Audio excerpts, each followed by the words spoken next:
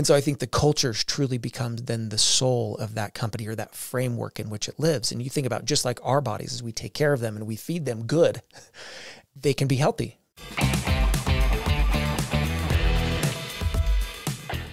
You've mentioned little bits along the way, but how do you create that culture? And then how do you create a system that perpetuates it?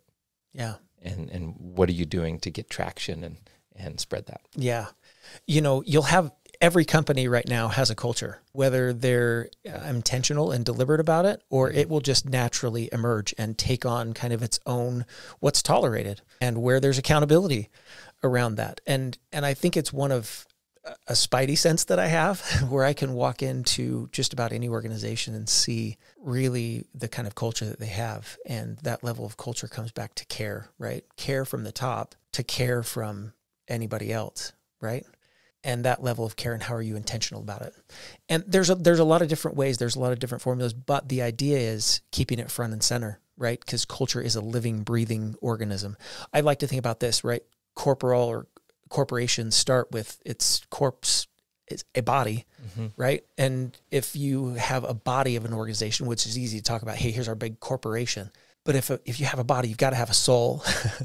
And so I think the cultures truly becomes then the soul of that company or that framework in which it lives. And you think about just like our bodies, as we take care of them and we feed them good, they can be healthy, right? But I think culture also shows up really well when things are really hard, not just when things are good, right? And it's more than just vinyl letters on the wall that talk about how important it is, or maybe they're painted on, or the snack room, or how you're having conversations internally, but it's really how you show up for each other when things are good and when things are bad.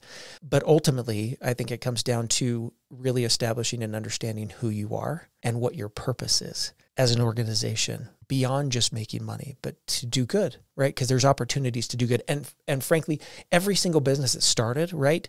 This is our goal. This is our vision. This is what we're trying to accomplish. And I think about it like this, because you hear a lot of times, what's your mission or vision? I'm like, well, they're totally different, right? The vision, I think, is the top of the mountain. The mission is how we get there. And the core values are the guardrails that keep us, or even the map that keep us on that trajectory so that we don't miss our ultimate goal. And what is that purpose?